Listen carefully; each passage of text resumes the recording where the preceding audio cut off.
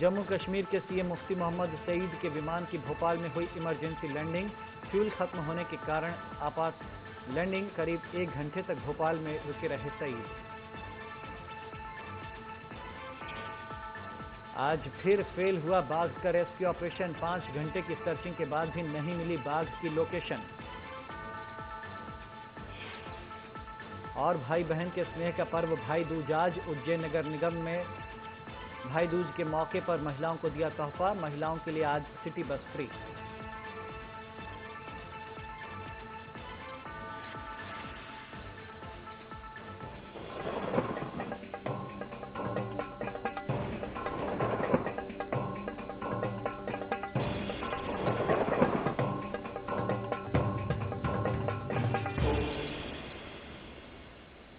नमस्कार, आप देख रहे हैं स्वराज एक्सप्रेस और एक्सप्रेस एजेंडा लेकर हाजिर हूं मैं दीपेश। आज हम आपको सूबे की सियासत की वो बड़ी खबरें दिखाएंगे और उसके पीछे की बातें भी बताएंगे। हमारे साथ लाइव जुड़ेंगे ब्यूरो चीफ अनिल सिंह कुशवाहा। तो शुरू करते हैं एक्सप्रेस एजेंडा।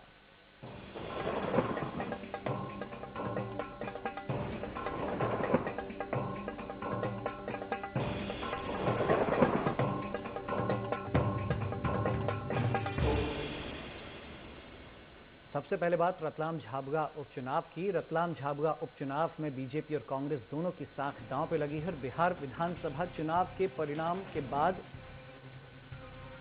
ये चुनाव प्रदेश की कांग्रेस के लिए संजीवनी बन सकता है, तो वहीं बीजेपी के लिए पीएम मोदी और सीएम शिवराज दोनों की साख का सवाल बना हुआ है।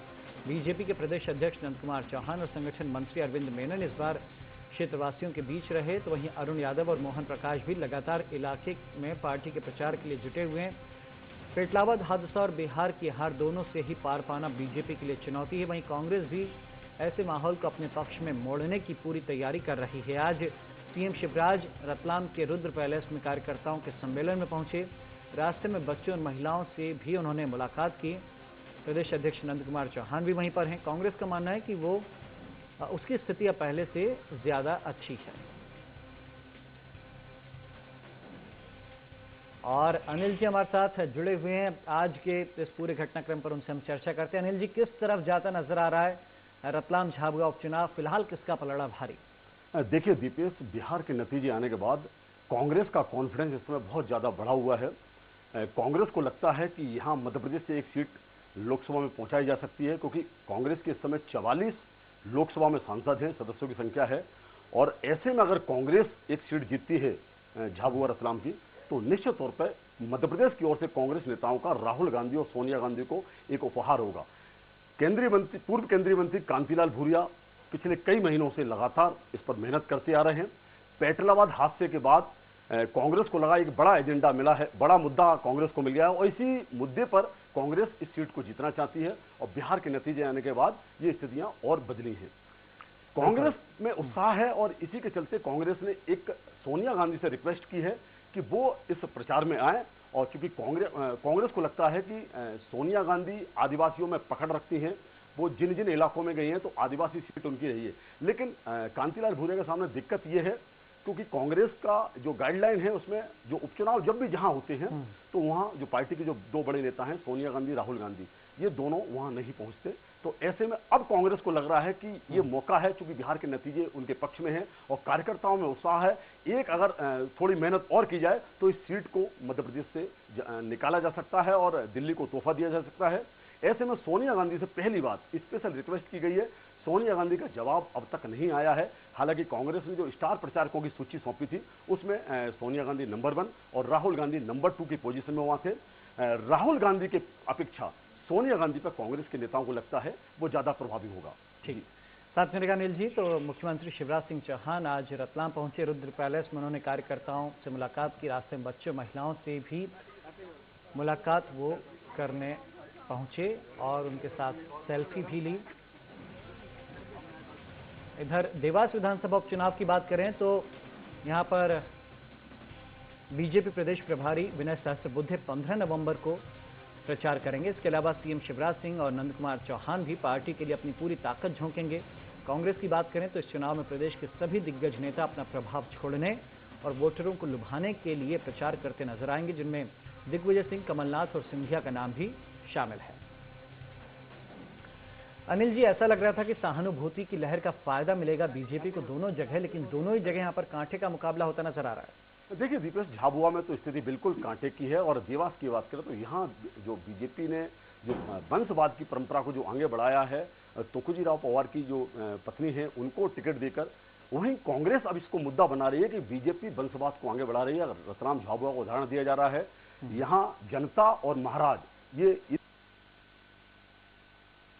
या राजमहल का प्रतिनिधि, तो ऐसे में बीजेपी को लगता है कहीं ये कांग्रेस का कार्ड काम ना कर जाए, इसीलिए बीजेपी के जो राष्ट्रीय उपाध्यक्ष हैं विनय सहस्त्रबुद्धे, वो खुद अब मोर्चा संभालने जा रहे हैं। 15 तारीख को वो पहुंचेंगे और पूरे दिन भर देवास में उनका दिन रहेगा और लगातार कार्यकर्ताओं के साथ बैठकें करेंगे और जो वो सभा भी लेंगे।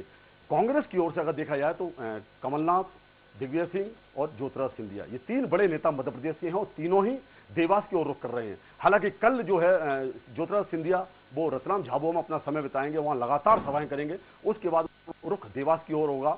कमलनाथ, चूंकि कमलनाथ माना जाता है, कमलनाथ नए चेहरे में जो टिकट दिया गया उसमें कमलनाथ का कहीं ना कहीं सपोर्ट रहा है, तो कमलनाथ का जोर भी यह है कि देवास सीट जो है वो विधानसभा की सीट कांग्रेस के खाते में जाए। इससे कांग्रेस के कार्यकर्ता हैं मोटिवेट होंगे।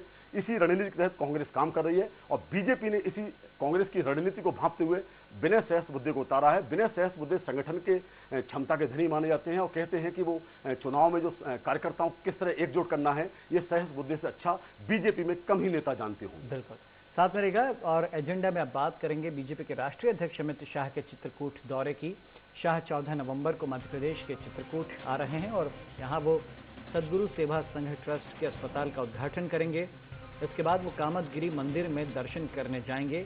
इन सब में खास बात यह है कि बिहार चुनाव के बाद अमित शाह का ये पहला मध्य प्रदेश दौरा है, जहां उनकी अगवानी विनय सहस्त्रबुद्धे और नंद कुमार चौहान करेंगे, जो लगातार रतलाम झाबुआ उपचुनाव के लिए झाबुआ में ही डेरा डाले हुए हैं।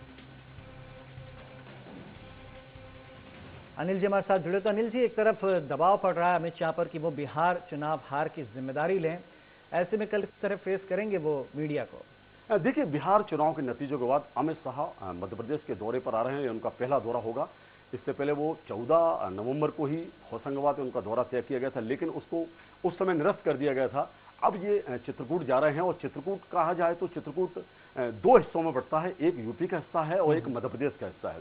तो अमित शाह की जो आगमन होगा वो यूपी के हिस्से में, यानी यूपी का जो एयरपोर्ट है वहां उसमें अमित शाह आएंगे, लेकिन उनकी अगवानी मध्य प्रदेश के नेता करेंगे। बड़ी बात होगी, जिसमें नंद कुमार चौहान खुद वो पहुंच रहे हैं। ये झाबुआ के चुनाव प्रचार में लगे हुए हैं, लेकिन झाबुआ का दौरा रद्द करके वो उनकी अगवानी करने पहुंच रहे हैं। इसी तरह अरविंद मेनन बीजेपी के संगठन महामंत्री हैं, ये भी इस समय झाबुआ में लगातार चुनाव प्रचार में लगे हुए हैं, क्योंकि वहां की सीट बड़ी प्रतिष्ठा की सीट बनी हुई है।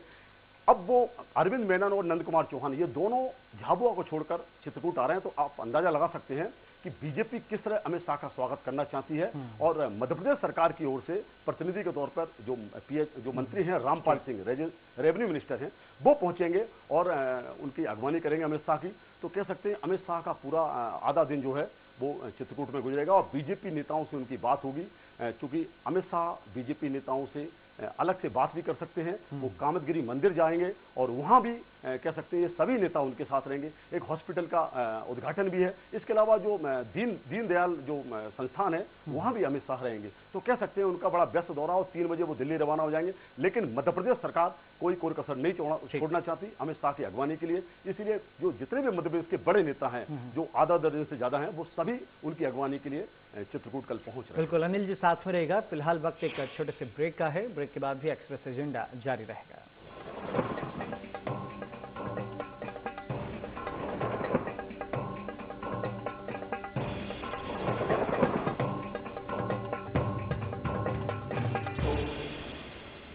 ये घर नहीं, एक सपना है। जेब में समाए वो अपना है। शहर का दिल है, कहता है, जो भी यहाँ पर रहता है।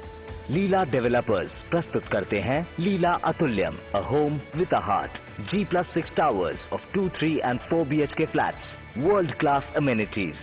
Mind-blowing location. 2 BHK flats at a surprising rate of just rupees 30 lakhs. Get your lovable living options in the heart of the city. Leela Atulyam, a home with a heart. Near Akriti Eco City, BDA Road, E8 Extension, Salaya, Bhopal. A project by Leela Developers. Plot number 25, Rohit Nagar, Bavadia Kala, E8 Extension, Bhopal. Leela Atulyam. प्रिय बहनों और भाइयों, आप सबको दीपावली की हार्दिक शुभकामनाएं। दीपावली का ये पावन पर्व आप सबके जीवन में सुख समृद्धि लाए, रिद्धि सिद्धि लाए और आप सबके घर और आंगन खुशियों से भर जाए। लेकिन केवल अपनी समृद्धि नहीं, हम अपने प्रदेश की और देश के विकास और समृद्धि में महत्वपूर्ण योगदान दें। एक बार फिर आप सबको शुभकामनाएं। धन्यवाद, नमस्कार। कम से कम दिसंबर तक का समय दिया जाए। रिपोर्ट नहीं है, रिपोर्ट के बाद ही स्पष्ट किया जा सकेगा। वो मुझे नहीं मालूम है। नमस्कार, स्वराज एक्सप्रेस में आपका स्वागत है।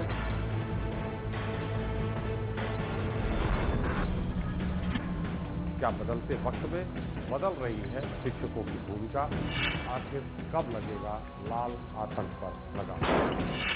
क्या मंत्रियों के अहम की लड़ाई में फिर फंसकर रह जाएगी नई पॉलिसी?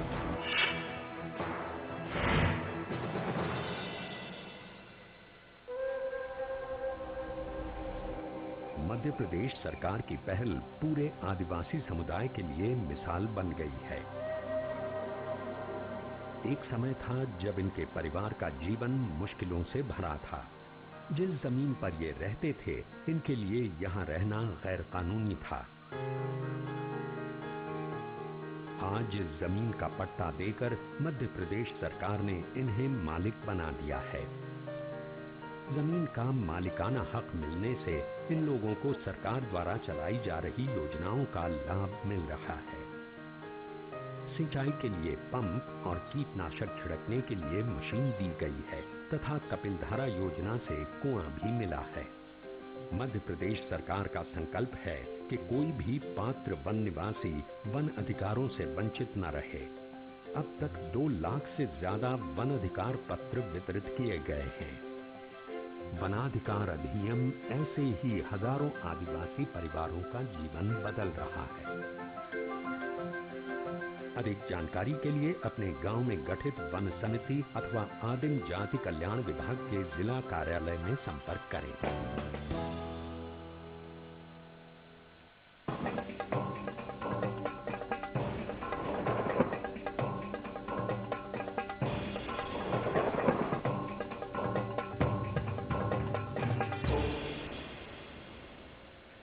और एजेंडा में अब बात करेंगे जम्मू कश्मीर के सीएम मुफ्ती मोहम्मद सईद की, जिनके विमान की आज भोपाल में इमरजेंसी लैंडिंग कराई गई। सीएम मुफ्ती मोहम्मद सईद के विमान का ईंधन खत्म होने के कारण आज भोपाल में उन्हें उनके विमान को आपात लैंड कराना पड़ा। सईद चेन्नई जा रहे थे।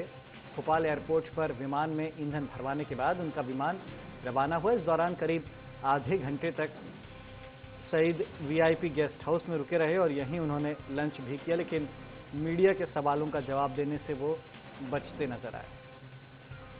अनिल जी, और आपने काफी कोशिश की उनसे बात करने की, कई अहम सवालों का जवाब ढूंढने की, लेकिन सीएम चुप्पी साधे रहे। बिल्कुल दीपेश, आज सईद से पूछने के लिए 2-3 मुद्दे थे और मीडिया इसीलिए वहां पहुंचा वीआईपी गेस्ट हाउस में। जैसे ही पता चला कि जो मुफ्ती मोहम्मद सईद है उनकी आपात लैंडिंग कराई गई उनके विमान की, वो चेन्नई जाने वाले थे लेकिन ईंधन अचानक खराब हो गया, ईंधन खत्म हो गया, माफ करना। उसके बाद वीआईपी गेस्ट हाउस पहुंचे, उन्होंने लंच किया, हम लोग भी पहुंचे। स्वराज एक्सप्रेस की ओर से कई सवाल दागे गए। इसमें एक सबसे बड़ी बात ये थी कि बिहार चुनाव के जो नतीजे हैं उसके बाद मुफ्ती का यह भोपाल आना हुआ था। ऐसे में सवाल ये पहला उठता था कि चूंकि एक तरफ उनके गठबंधन का शिवसेना जो एक घटक दल है वो खुलकर परिणाम आने के बाद से ही मोदी के खिलाफ बयानबाजी शुरू कर दी थी। ऐसे में ये दूसरा जो गठबंधन है जो जम्मू कश्मीर में भी गठबंधन में भी है, वहां मुफ्ती मोहम्मद सईद की क्या रिएक्शंस होती है ये जानना चाहते थे। लेकिन मुफ्ती घाघ नेता माने जाते हैं और राजनीति के पुराने नेता हैं, पुराने खिलाड़ी हैं, तो उनको पता है मीडिया का सामना कहां करना है। जम्मू कश्मीर में वो अक्सर मीडिया के सामने आते रहे, लेकिन भोपाल में आज सीएम बनने के बाद पहली बार उनका भोपाल दौरा था। आपात ही सही, लेकिन भोपाल पहली बार वो आए थे। तो निश्चित तौर पर मीडिया उनसे कई सवाल जानना चाह रही थी, लेकिन वो किसी विवाद में नहीं फंसना चाहते थे, क्योंकि जिस नाजुक दौर में जम्मू कश्मीर में बीजेपी और पीडीपी का जो गठबंधन चल रहा है, कहीं ना कहीं लगता है कि अगर सईद कुछ बोलते तो निश्चित तौर पर विवाद खड़ा होता। दूसरा एक मुद्दा यह था कि वो दिल्ली में बीजेपी नेताओं से साफ कर चुके हैं कि वो अपनी बेटी महबूबा को सीएम बनाना चाहते हैं, और ऐसे में अगर बीजेपी उनको अनुमति देती है तो वो सीएम की कुर्सी छोड़कर पार्टी का नेतृत्व, अपनी पार्टी के नेतृत्व संभालना चाहते हैं। इसको लेकर दिल्ली में दिन भर राजनीतिक सरगर्मियां रही, और इधर मुफ्ती मोहम्मद सईद भोपाल में थे। तो निश्चित तौर पर सवाल यह भी उठ रहा था, लेकिन मुफ्ती इस बात को जानते थे, इसीलिए मीडिया के सवालों का जवाब नहीं दिया, नो कमेंट किया, हाथ जोड़े, और जैसे ही फ्यूल उनके विमान में भरा वो रवाना हो गए। हालांकि बीजेपी नेताओं को इस बात की भनक नहीं लग पाई, लेकिन मीडिया को इस बात की पूरी जानकारी हो गई थी। आलोक शर्मा को जैसे ही मीडिया के जरिए जानकारी मिली, वो उनकी अगवानी करने पहुंचे, उन्होंने मुफ्ती के साथ लंच किया साथ में, और उनको एयरपोर्ट तक वापस छोड़ने गए। चलिए, साथ में रहेगा। बात कांग्रेस की करते हैं। जवाहरलाल नेहरू की 125वीं जयंती का कल समापन होगा। आपको बताएं कि पिछले साल 125वीं जयंती के आरंभ पर कांग्रेस ने घोषणा की थी कि साल भर स्कूलों में चाचा नेहरू के बारे में बच्चों को जानकारी दी जाएगी, इसके लिए सांस्कृतिक कार्यक्रमों का आयोजन भी करेगी, लेकिन साल भर ऐसा कुछ नहीं कर पाई, और जयंती के आखिर में अब झाबुआ उपचुनाव की वजह से सिर्फ समापन की रस्म अदायगी होगी। ऐसा लगता है कांग्रेस अपनी पार्टी के पुरोधाओं को ही भुलाने में जुट गई है। वाकई अनिल जी, साल भर ऐसा लगा ही नहीं कि 125वीं जयंती कांग्रेस मना रही है पंडित नेहरू की। बिल्कुल दिनेश, कांग्रेस अगर बात करें तो कई पीढ़ियां ऐसी होंगी जो ये देखती आ रही है कि चाचा नेहरू का जन्मदिन किस तरह स्कूलों में मनाया जाता था। 6 महीने पहले ही इसकी तैयारियां शुरू हो जाती थी, आखिरी के दिनों में तैयारियां इतने भव्य स्तर पर होती थी कि लगता था कि चाचा नेहरू बच्चों के वास्तव में चाचा हैं। तो स्थितियां बदली हैं, सत्ता बदल चुकी है, बीजेपी का दिल्ली में राज है, और जब कांग्रेस का राज था 5 साल पहले, उस समय रणनीति बनाई गई थी कि चाचा नेहरू का 125वीं जन्म दिवस को पूरे देश भर में एक जयंती के रूप में साल भर मनाया जाएगा। कांग्रेस कार्यकर्ताओं को ये गाइडलाइन भी जारी की गई थी कि किस तरह स्कूलों में जाना है, जो नई पीढ़ी जो सामने आ रही है उसको किस तरह चाचा नेहरू के बारे में बताना है। लेकिन वक्त बदला, सत्ता बदली, बीजेपी का सत्ता राज हुआ, तो कांग्रेस का ये आयोजन भी रस्म अदायगी बनकर रह गया है। क्योंकि अगर बीजेपी की रणनीति की बात करें तो बीजेपी ने कांग्रेस के सिर्फ 2 नेताओं को स्वीकारा है, जिनमें एक तो सरदार पटेल हैं, जिनकी जयंती गांधी की पुण्यतिथि के दिन बनती है। तो बीजेपी उनकी जो सरदार पटेल की जयंती को अपना बनाते हुए रन फॉर यूनिटी ये पूरे देश भर में चालू किया है। इसके अलावा महात्मा गांधी की बात करें तो महात्मा गांधी की जयंती पर खुद प्रधानमंत्री नरेंद्र मोदी ने स्वच्छता अभियान देश भर में शुरू किया। तो कह सकते हैं कि कांग्रेस के 2 नेताओं को माना है, लेकिन जो कांग्रेस के जो 3 नेता हैं, जिसमें पंडित जवाहरलाल नेहरू हैं, इंदिरा गांधी हुई या राजीव गांधी, इन तीनों नेताओं को बचाना कांग्रेस का अब जिम्मेदारी बनती है। लेकिन कांग्रेस भी रस्म अदायगी में जुटी हुई है। अपने नेताओं को जिस तरीके से उनके आयोजन करना था उस तरह का आयोजन नहीं हो रहा है। कल जयंती का समापन है,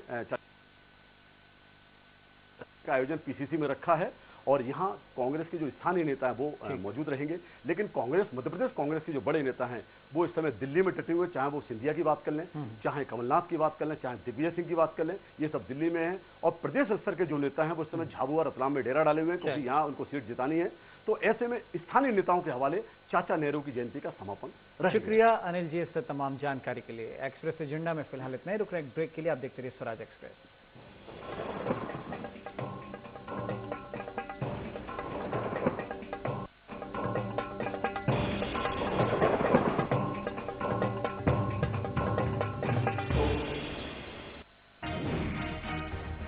क्या बिहार चुनाव के नतीजे रतलाम झाबुआ उपचुनाव पर डालेंगे असर? क्या ये उपचुनाव कांग्रेस के लिए कमबैक की आखिरी उम्मीद? क्यों हर बार शिवराज के इर्द गिर्द सिमट जाता है पूरा चुनाव? जनता मांगे जवाब में आज का मुद्दा, उम्मीदों का उपचुनाव। देखिए रात 8 बजे एसपी त्रिपाठी के साथ। कार्यक्रम के प्रायोजक हैं संत ज्वेलर्स रायपुर और सीएक्स सिटी भोपाल। सीएक्स लाए हैं 5 प्रोजेक्ट में शुभ अवसर स्वामित्व के साथ लाभ ही लाभ। सीएक्स औद्योगिक क्षेत्र, धार्मिक पर्यटन, CX agro, energy capital of India, CX satellite city Bhopal. सिर्फ 2 से 3 लाख के पेमेंट कर शेष 2 से 5 साल की किस्तों में। सीएक्स 26 वर्षों से प्रतिष्ठित मध्य प्रदेश की सफल स्थानीय कंपनी। अधिक जानकारी के लिए संपर्क करें कॉन्टैक्ट 9098991000। आस्था और भक्ति का महापर्व सिंहस्थ लाखों श्रद्धालुओं की श्रद्धा का केंद्र सिंहस्थ 12 वर्षों बाद आएगा 22 अप्रैल से 21 मई 2016 के बीच उज्जैन में। ये मौका सिर्फ श्रद्धाओं का केंद्र ही नहीं होता, आयोजन और प्रबंधन की चुनौतियां भी साथ लाता है। इस बार के सिंहस्थ के सफल आयोजन के लिए राज्य शासन द्वारा लगभग 3000 करोड़ रुपए के काम स्वीकृत कर युद्ध स्तर पर तैयारियां की जा रही हैं। यातायात की बेहतर व्यवस्थाओं के लिए उज्जैन को नया रूप मिल रहा है। 100 नई सड़कें 362 करोड़ की लागत से बन रही हैं। 4 रेलवे ओवरब्रिज और 7 रिवर ब्रिज तैयार किए जा रहे हैं, जिनकी लागत 177 करोड़ रुपए होगी। करीब 15 किलोमीटर का उज्जैन बाईपास 94 करोड़ रुपयों से बन रहा है। हरिफाटक ओवरब्रिज की चौथी भुजा तैयार हो चुकी है। श्रद्धालुओं के लिए क्षिप्रा नदी के किनारों पर बड़े पैमाने पर काम जारी है। बाएं तट पर भूखी माता से दत्त अखाड़े तक विशाल घाट बन रहे हैं, तो दाएं तट पर लाल पुल से नरसिंह घाट तक नए निर्माण जारी हैं। दोनों किनारों पर 8 किलोमीटर की लंबाई के घाट श्रद्धालुओं के लिए उपलब्ध रहेंगे। इसी तरह शुद्ध जल की व्यवस्था के लिए 6 मिलियन गैलन क्षमता का जल शोधन प्लांट तैयार हो रहा है। स्वास्थ्य सुरक्षा के लिए 450 बिस्तरों का महिला और शिशु अस्पताल बन रहा है। इसकी लागत 74 करोड़ रुपए से अधिक है। उज्जैन के सभी मंदिरों का जीर्णोद्धार और रखरखाव बड़े पैमाने पर किया जा रहा है। महाकाल के नंदी हॉल का विस्तार किया गया है। समय अपने पास सीमित है, काम बड़ा है और मन में एक ललक है कि जो 2016 का हमारा सिंहस्थ हो वो केवल देश में नहीं दुनिया में एक मिसाल पैदा करने वाला सिंहस्थ हो। ये इच्छा है और महाकाल की कृपा से, महाकाल महाराज की कृपा से हम आप सबके सहयोग से इसको पूरा कर पाएंगे। सिंहस्थ में आस्थाओं के अनुभव को जीने के लिए उज्जैन पूरी तैयारियों में व्यस्त है।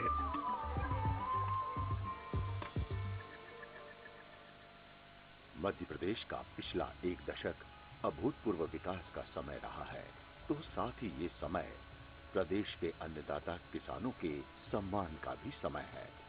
मुख्यमंत्री श्री शिवराज सिंह चौहान ने प्रदेश के किसानों को उनकी गरिमा लौटाने का और खेती को लाभ का धंधा बनाने का संकल्प लिया है।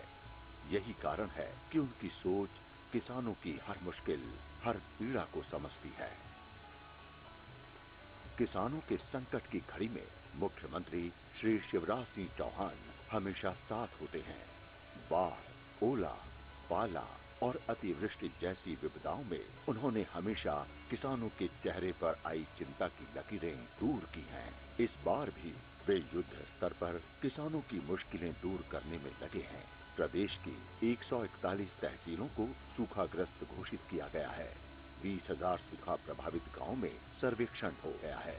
2014 की फसल बीमा योजना के 4,25,000 किसानों को 515 करोड़ रुपए की बीमा राशि मिल रही है। रबी 2014 के बीमा दावे 300 करोड़ रुपए का भुगतान इस माह में होगा।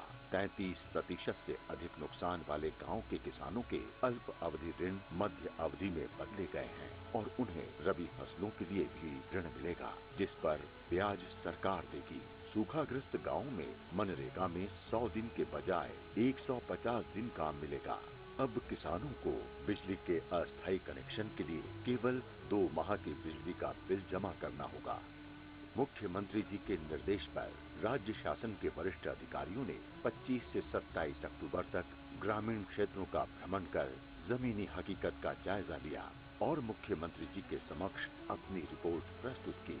आकाशवाणी के माध्यम से भी मुख्यमंत्री जी ने सीधे किसानों से चर्चा कर उनकी समस्याएं सुनी और संकट की इस घड़ी में उनके साथ होने का विश्वास दिलाया।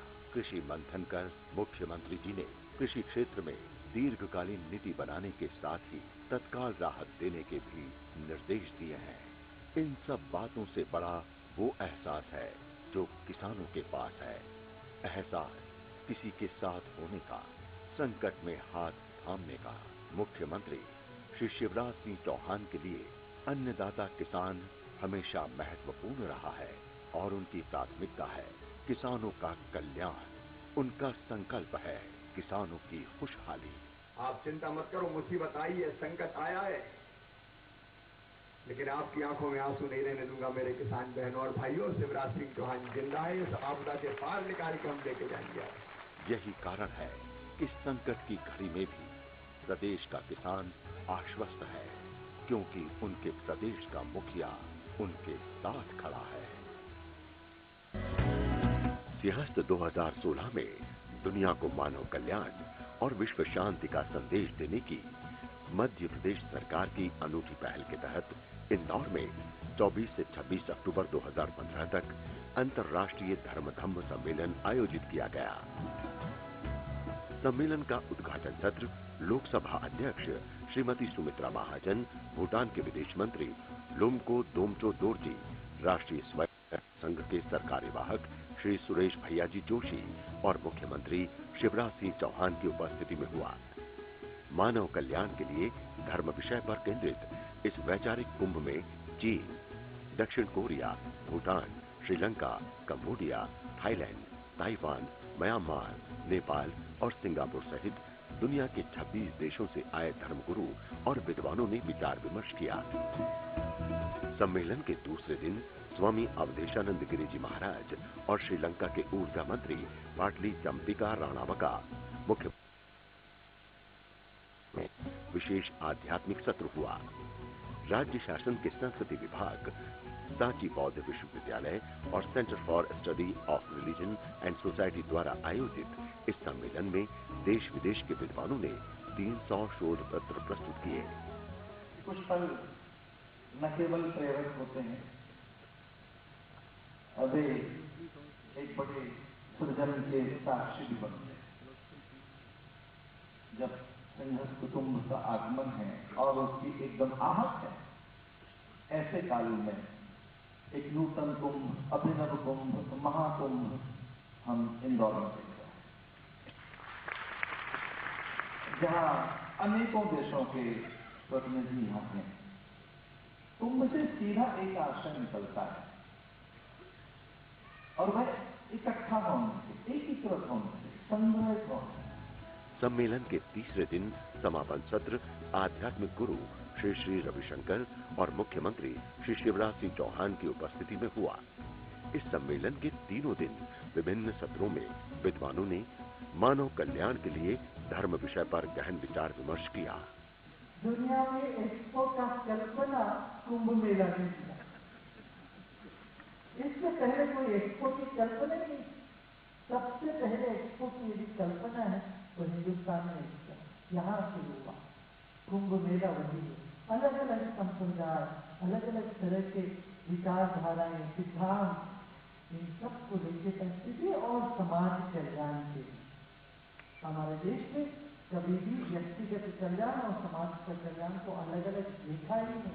इस अवसर पर प्रदेश के मुख्यमंत्री श्री शिवराज सिंह चौहान ने कहा, अगले साल महाकुंभ प्रारंभ होने वाला है। महाकुंभ के प्रारंभ होने से पहले वैचारिक महाकुंभ प्रारंभ हो गया। मानव कल्याण के विचार को लेकर 3 दिनों तक लगातार संतों ने, विद्वानों ने चिंतन किया है, मंथन किया है। और मैं आपको विश्वास दिलाता हूं, इस मंथन से जो अमृत निकला है उसको हम कुंभ में भरा नहीं रहने देंगे। उसको आम जन तक मध्य प्रदेश में पहुंचाने की गंभीर भौतिकता के प्रयास करेंगे। मैं फिर दोहराता हूं इस मंच से कि भौतिकता की अग्नि में दग्ध विश्वानता को शाश्वत शांति के पथ का दिग्दर्शन भारत का यही विचार कराएगा, भारत का यही रास्ता कराएगा। यह राजधर्म है, ये भी सरकार का काम है कि दुनिया को सही दिशा दिखाने के लिए ऐसे संत और विद्वानों का समागम हो और उनका मार्गदर्शन प्राप्त करके उनके आशीर्वाद से दुनिया को और देश को सही दिशा में ले जाने की कोशिश करें। सिंहस्थ 2016 के दौरान उज्जैन में 12 से 14 मई तक आध्यात्मिक वैचारिक महाकुंभ आयोजित किया जाएगा। इस महाकुंभ में धर्माचार्यों और विद्वानों के विचार मंथन से प्राप्त निष्कर्षों को सिंहस्थ घोषणा पत्र के रूप में जारी किया जाएगा। सूचना प्रौद्योगिकी के माध्यम से आम लोगों को बेहतर सुविधाएं देने में अग्रणी मध्य प्रदेश ने दस्तावेजों के ई पंजीयन में भी देश में बाजी मार ली है।